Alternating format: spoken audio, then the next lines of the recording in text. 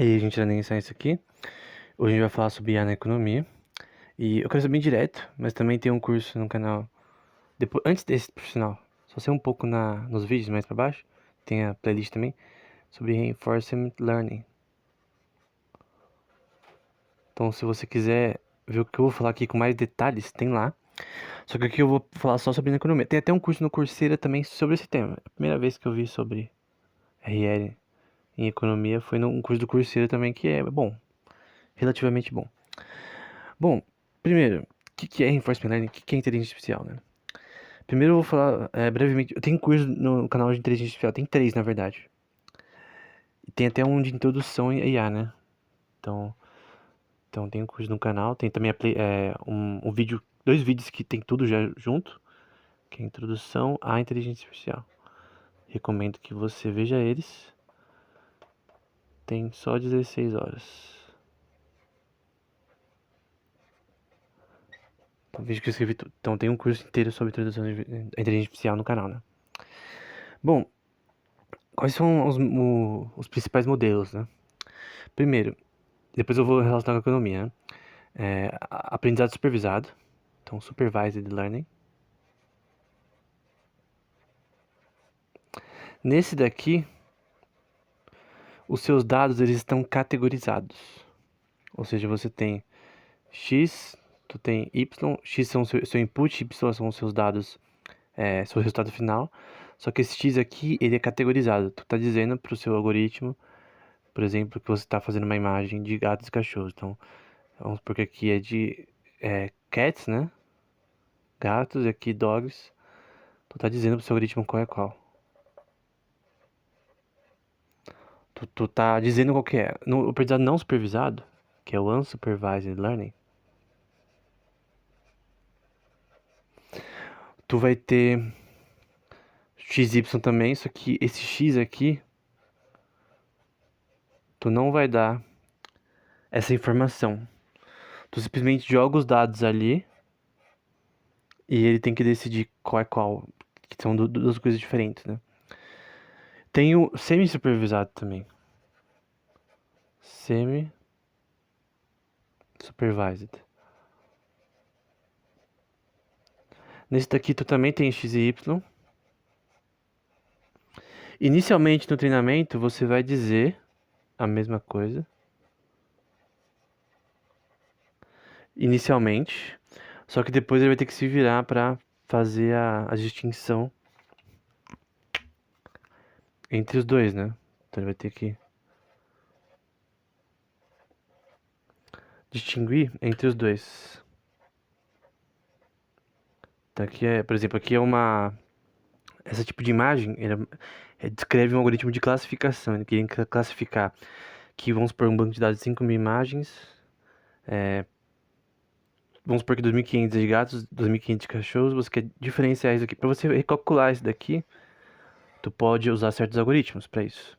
Alguns algoritmos, por exemplo, como o KNN, que é o K-nearest neighbor. Acho que minha KNN é um algoritmo que a gente já viu também nos vídeos sobre inteligência artificial. PCA, que é o principal componente de análise. Regressão linear, que é mais ou menos, né? Mais, assim, simples. É que assim, o primeiro algoritmo você aprende, né? Mas não é tão, assim, relevante, assim, nesse contexto. Tem outros algoritmos também, como o Random Forest.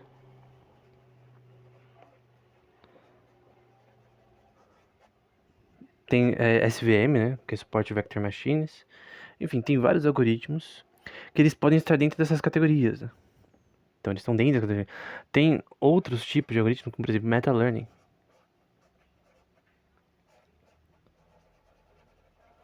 A diferença em Meta-Learning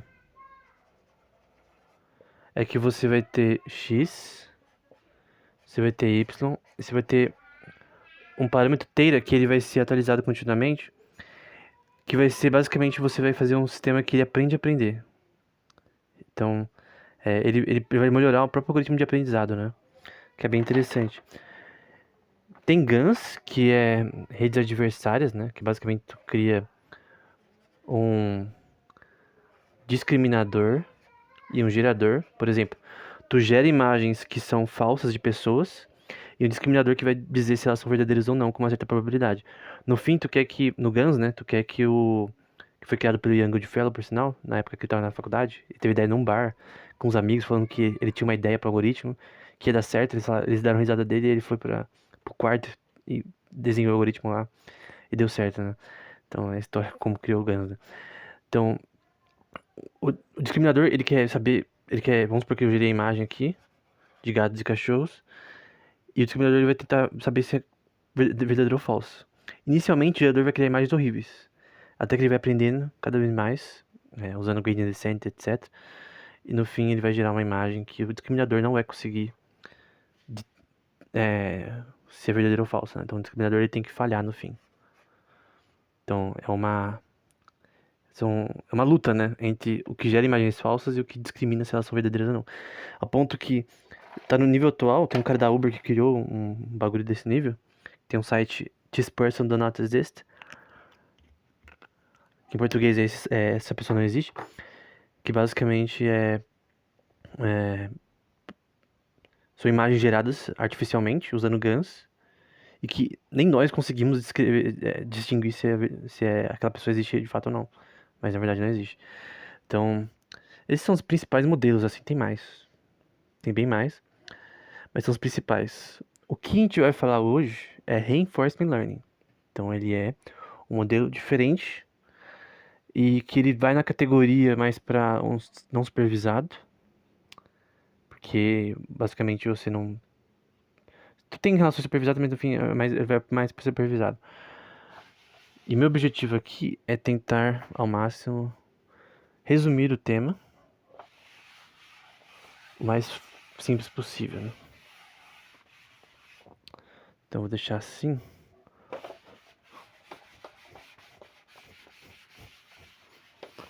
Pronto. Bom, vamos lá. Qual uma das principais relações que a gente tem em Reinforcement Learning? Essa equação aqui, ó. Tô tão cansado de fazer ela que até cansa um pouco. No curso de Reinforcement Learning eu tive que reescrever ela milhares de vezes. Que é a soma tal igual a t. T é de tempo. Gama. Acho que tá meio apagado, né? Deixa eu ver se eu consigo fazer em verde. Vamos lá. Vou fazer de novo. Soma de tal igual a t. Aqui é a relação temporal. Gama é uma função de penalidade de R e tal. Esse R são as recompensas.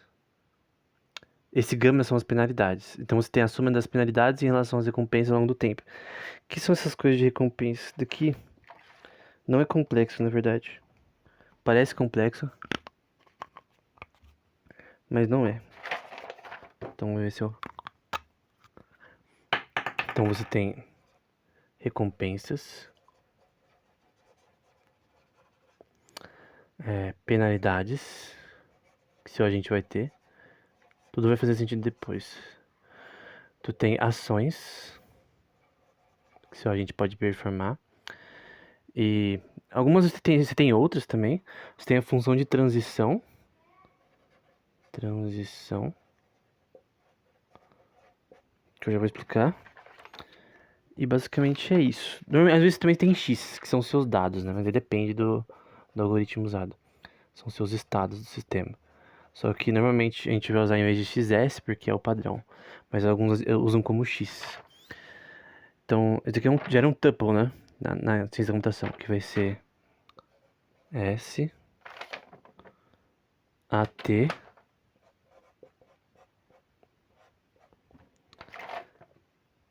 R gama.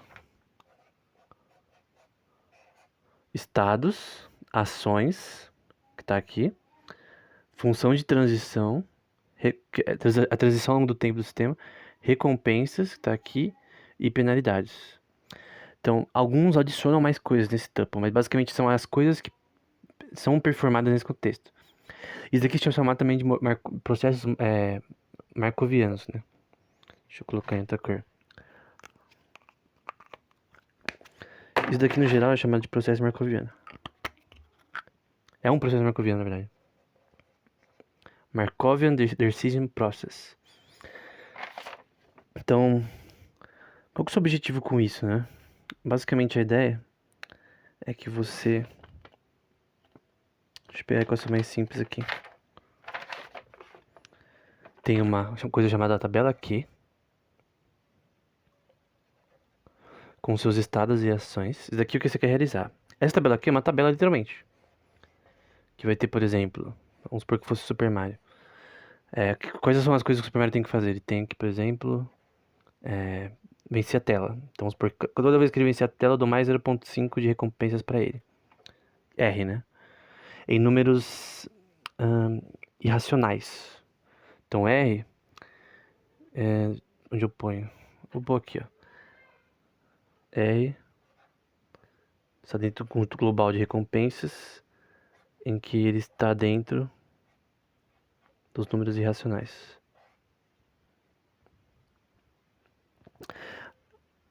Os estados, eles estão dentro do grupo global de estados, que estão dentro do grupo de números, às vezes naturais, tá? É que os estados, às vezes, você coloca como X e põe números naturais, mas normalmente você está números naturais. E as ações, elas no fim, elas vão ser números reais, no conjunto global de ações.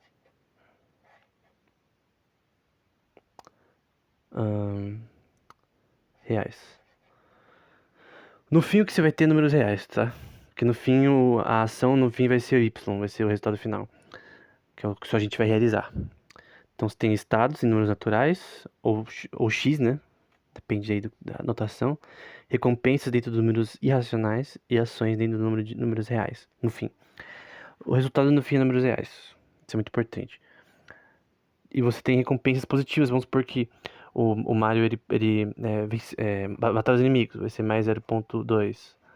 Ele fazer mini quests ali que tem que fazer mais 0.4, como pra pegar uma vida, etc, né? Você tem que pular na hora certa, no Super Mario World, por exemplo. Penalidades, que vai ser gama, poderiam ser menos 0.5 quando ele não conseguir passar da tela, ao tempo. Menos 0.1 quando ele ficar parado. Então você dá recompensas positivas e negativas. Bom, gente, só que o próprio programador decide isso, tá? O programador, no código, ele vai decidir o que é penalidade e o que é positivo ou negativo pra gente. Isso não é o melhor caminho, né?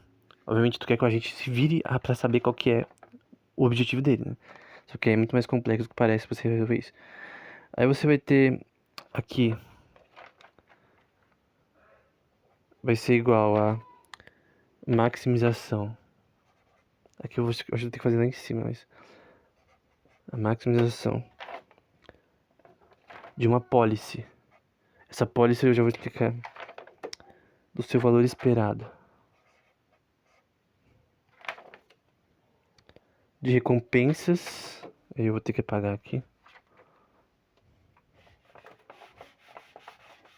Aqui acho que já ficou claro. Tá tudo junto, hein? De recompensas ao longo do tempo T, mais penalidades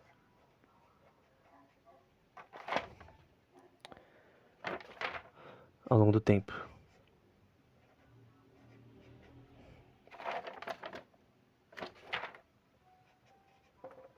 Isso continuamente, né?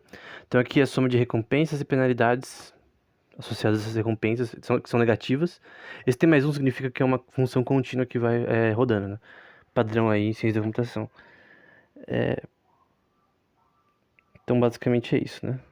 Em que ST é igual a S, né? E AT é igual a seu conjunto de ações, né? Então eu tenho N estados ao longo dos frames por segundo do jogo jogando, do Super Mario, né? E N ações. Então tu tem aqui a representação da penalidade, né? Em relação às recompensas. Aqui você tem todas as coisas que são operadas aqui, recompensas, penalidades, ações, função de transição em estados. E aqui você tem a tabela Q, que é o que você quer calcular. Você quer calcular em relação aos estados e ações do sistema, o que está acontecendo e que ações estão sendo performadas, a maximização das recompensas e penalidades no sistema. Maximizar essas recompensas é igual a ter as melhores ações. Tu quer ter as melhores ações para gerar os melhores resultados. No contexto econômico, tu quer gerar as melhores ações para gerar o maior lucro possível. Então, determinados problemas, tu quer achar na tabela Q de ações possíveis dentro do tipo de problema que você quer resolver, quais que maximizam o seu lucro. Se você vai maximizando suas recompensas nesse contexto, que é essa função de valor que eu já vou falar, tu maximiza seu lucro no contexto de um problema, de alocação de recursos, alocação de inventário, etc. Então, para isso que se resume essa questão. Aí você tem algumas outras equações que eu tenho que citar aqui também. Deixa eu pegar aqui.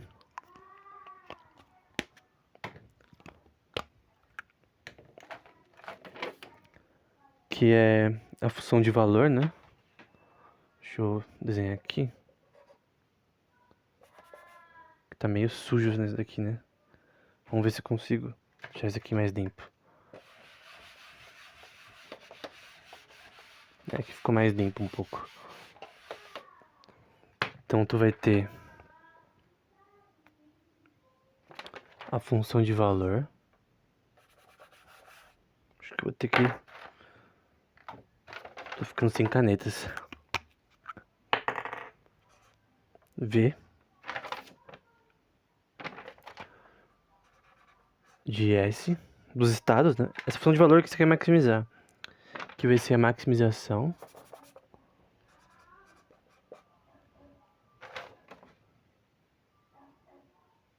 das ações em relação à sua tabela aqui.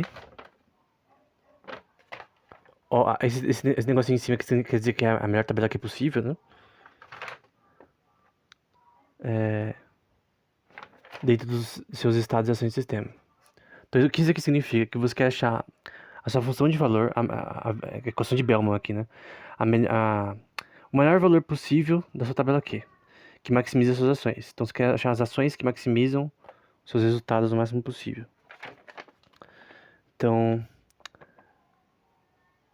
você também vai ter que A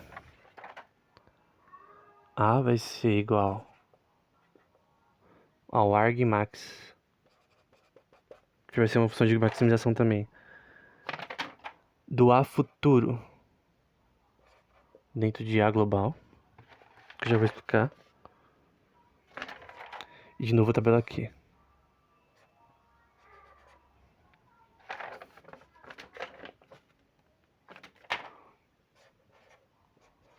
Então, o que isso aqui significa? Qual a diferença? A em si vai ser a maximização dos seus A futuros. Os seus A futuros, eles são descritos dessa forma aqui, né? Vamos ver se minha caneta vermelha tá pegando agora. Acho que não tá, não.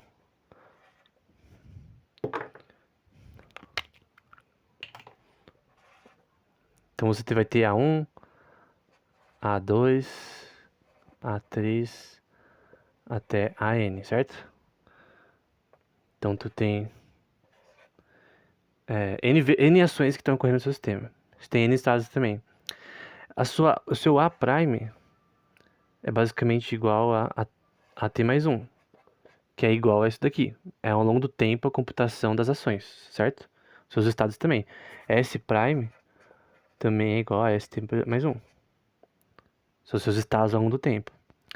Então tu tem que maximizar as suas ações futuras A' dentro do conjunto global de ações. Então dentro do conjunto... Então vamos supor que a T mais 1 eu tenho um conjunto global de ações, que é basicamente a soma de todas as minhas ações. Então é igual a soma de todas as minhas ações, certo? Ionésimas ações, I igual a 0. Então tenho A com I igual a 1, 2, 3 até N. Então a soma de todas as minhas ações está dentro do conjunto global de ações. O que eu quero encontrar é dentro desse conjunto global de ações possíveis para o meu agente, qual que maximiza minha função de valor, qual que maximiza minha tabela Q, qual que vai fazer o agente performar melhor. Então tem também a função de erro, tem as penalidades, né? Tem que calcular o erro que está acontecendo, né?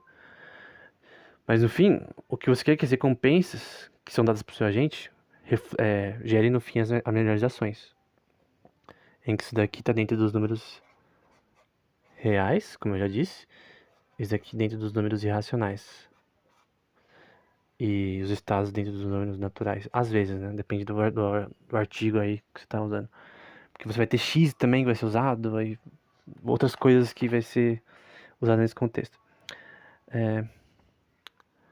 Faz sentido também eu colocar a função de transição, que eu vou colocar aqui. Acho que esse último vídeo que eu faço na lousa, cara, que tá horrível essa lousa aqui. Que é T, que é de transição, estados, ações, estados, futuros, né? Essa função de transição é basicamente assim, por exemplo, tu tem um frame do Super Mario agindo no ambiente. E vamos supor que, na verdade, eu tenho vários frames, né? Então esse aqui é o primeiro frame, esse aqui é o segundo frame, terceiro frame, 1, 2, 3. Até, vamos supor, durante 1 minuto eu tive 200 frames, vamos supor. Então fui até 200.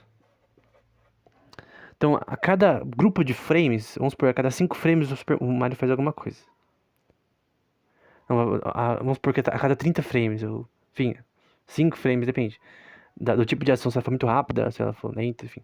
Ele vai pular. Tem um grupo de frames, um número de frames que rodam por segundo que representam a transição do Super Mario pular de um lugar para o outro, para uma plataforma, por exemplo. Ele vai para uma plataforma. Então tem frames. E esses frames são os estados, né?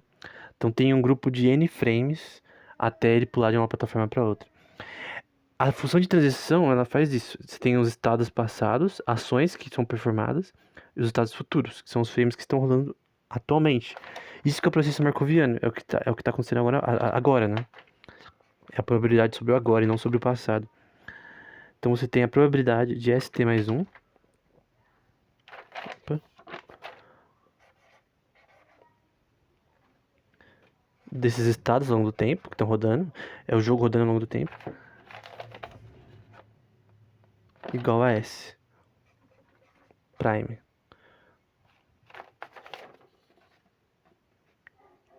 Condicionado a ST. Como assim? Essa base significa condicionado. Então você tem os estados futuros condicionados aos que estão acontecendo e já aconteceram. Quando você também agrupa isso daqui com long short term memory, também você tem uma entre aspas, memória que você usa também, hierárquica, para o que o seu agente pode ter que fazer no futuro, provavelmente. Então isso aqui é basicamente a probabilidade do que vai acontecer com base no que aconteceu. O que vai acontecer condicionado ao que aconteceu. Quando você adiciona long short term memory. Mas, em essência, é basicamente uma função de mudança, né? De entender a mudança do ambiente que a gente está. Num contexto econômico, tu quer, por exemplo, lidar com a função de transição de inventário que está chegando na sua empresa, o que você tem que comprar para atender sua demanda de clientes, online, por exemplo, o quanto você tem que comprar de salada no seu mercado hoje para servir seus clientes, vendendo salada durante 3 dias, por exemplo, ou vendendo carne, queijo, etc. Essa alocação de recursos, ela pode ser descrita como uma função de transição, facilmente. Porque ela é uma função de transição, ela pode ser descrita dessa forma. Então, em relação ao quanto você compra, o que você não pode prever é a demanda futura, né? Que a gente vai ver já. Na verdade, a gente vai ver agora. Então, de tudo isso, eu creio que agora vale a pena. Então, vamos ver se minha caneta ela vai tancar isso aqui. Acho que ela tanca. Vamos supor que Deus permita que ela tanca tudo, né? Vamos supor que eu tenho X. Um exemplo prático, né? XT, que são o meu inventário em si, no dia no dia T maior que zero, maior ou igual a zero. Aqui é maior ou igual. Que isso daqui seja o tamanho do inventário. Isso aqui, xt seja tamanho inventário. Inventário é o que você tem no seu armazém, por exemplo, de venda de vinho, vamos supor, ou jogos, enfim, não importa. Naquele dia, daqui é o exemplo de um artigo, por sinal, que eu vou deixar na descrição, em que você tem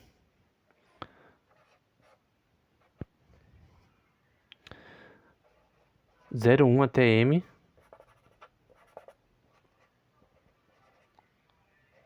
produtos que estão sendo alocados nesse inventário. Então você tem um inventário no dia X, vamos supor que seu inventário no dia X foi 200 unidades de pão. E aqui você tem o quanto de pão que você compra ao longo do tempo T, dada uma demanda de pão. É claro que quando a gente fala de mercado, a gente não tá falando só de pão, a gente tá falando de vários produtos que você compra ao mesmo tempo. Então isso daqui vira um negócio multifatorial, mas vamos supor que seja isso, né? Em que você tem M dentro dos números naturais. Então, dentro dos números naturais, 0 até 1, perdão, 0 até N, né? Então tem 0, 1, 2, 3, até todos os números naturais, né? M está dentro dos números naturais, sendo finito, né? E que ele é a maximização do tamanho do inventário, né? Aqui, M, você contém o máximo de inventário possível, né? Vamos supor que o máximo do inventário seja 500 unidades, enfim. Só que eu tenho que vender todas essas unidades ao longo do tempo T. Então tem 200 no inventário hoje, mas eu tenho que vender certas unidades para atender minha demanda e também depois comprar mais unidades. E vamos supor que AT são os itens ordenados no dia T. Então AT são ações que são dos clientes, né? Ações dos clientes de itens ordenados. Que é compra, né? Então o cara vai no seu e-commerce e ele fala, ó, eu quero tá lá marcado lá que até 3 dias, eu quero tal livro tal, em 3 dias, né? Vamos supor que a transação é essa. Então você tem que pegar no seu inventário esse livro e dar pra pessoa. Pode ser qualquer tipo de produto, cara. Então, isso aqui são as ações performadas, né? Tu vai ter a equação de tudo isso daqui como x t mais 1, que é o seu inventário ao longo do tempo, que vai mudando, ele vai ser igual a... Isso aqui é o que tá, o que tá acontecendo continuamente, né? Vai ser o seu inventário passado, xt, mais as ações performadas no seu inventário, de compras que estão sendo realizadas, e o seu inventário máximo menos demanda futura. Eu já mostrei isso no curso de Reinforcement Learning no começo. Segunda aula, se não me engano. Não, acho que é a quarta, uma coisa assim. Vamos resumir aqui. Eu já falei sobre toda essa parte de Reinforcement Learning, recompensas, penalidades, ações, função de transição e estados. Tudo que você quer aqui é que suas ações sejam a melhor possível. Tu vai dar recompensas positivas para ações que são boas e as que são ruins para o seu problema, para resolver os problemas, tu vai dar recompensas negativas. Essa equação é aqui. Gama é penalidades. Recompensas negativas. Tu quer maximizar a sua função de valor, tu quer ter maximizar as suas ações, tal que a sua tabela Q seja a melhor possível. Tabela Q são conjunto de ações que são melhores do que as melhores possíveis, né? Eu expliquei a policy, né? A policy é basicamente a estratégia usada, entre aspas, para que você consiga realizar a maximização das recompensas. Então aqui você tem que, no inventário atual, no dia qual for, tu quer entender quais ações você deve performar em relação à compra de produtos com base no que os clientes compram. Só que o AT é o que os clientes já compraram, né? Ou estão comprando. Aqui é o que você já tem no inventário. O que você tem que entender é como que você deve gerenciar o seu inventário dada uma demanda futura. Aqui vem o problema. Como se calcula a demanda futura? Tem como calcular a demanda futura? Tem como calcular isso daqui? A resposta é não. Já falei em outro vídeo. Esse é o problema. Tu pode performar isso daqui como uma função de recompensas também. Então tu pode dizer que eu posso ter recompensas para ações do meu gerenciamento de inventário, para minha alocação de recursos de compra de produtos, tal que eu atenda a demanda DT mais um, que é a demanda contínua do mercado. Só que você não consegue calcular a demanda futura. Então, por exemplo, como eu vou saber no mercado quanto de queijo que vão comprar nessa semana? Você pode usar dados estatísticos, mas esses dados estatísticos não refletem todas as semanas do ano. Então vai ter uma semana que o queijo vai vencer. Vai ter uma semana que a carne que você comprou vai vencer. Vai ter uma semana que o seu mercado ele vai vencer N produtos. E tu vai ter que jogar fora a parte ou vender por um preço muito mais barato antes do vencimento. Porque você não pode vender produto vencido. Às vezes vai ter que dar pra pessoa, sei lá. Tipo, mais de 30% do que tá no mercado é descartado. Ou no restaurante. O grande ponto é que você quer gerar um sistema que permita um algoritmo de alocação de recursos que vai dar recompensas para ações que minimizem seu custo e maximizem seu lucro em relação a uma demanda futura. Tu não pode calcular a demanda futura. Tu pode estimar a demanda passada e presente. Então, tu pode ver com dados atuais, por exemplo, no dia XT, no dia atual, por exemplo. No dia atual e durante os últimos 3 dias foram comprados tantas gramas de queijo. Ok, isso é um fato. Só que quantas gramas a pessoa vão comprar amanhã? Eu devo comprar mais queijo ou devo continuar com o que eu tenho? Eu vou conseguir vender o que eu vou comprar? Esse DT mais um, ele é legal algoritmicamente, mas ele não é. Você pode calcular a demanda do que ocorreu e que está ocorrendo. Isso é um processo markoviano. O problema, tipo, a função de transição funciona. Tu consegue saber, por exemplo, num e-commerce, o que está tendo demanda atualmente, em tempo real, o que está sendo comprado, e o que não está sendo comprado. E o que foi comprado nos últimos meses. Só que a estimativa de demanda provável futura, ela depende de know-how em relação ao mercado. Então, por exemplo, eu sei que no Black Friday vai ter mais demanda, certo? Então eu vou ter que aumentar meu inventário. Então meu inventário que era 200, eu vou ter que atender a demanda nessa época, que é maior, na Black Friday.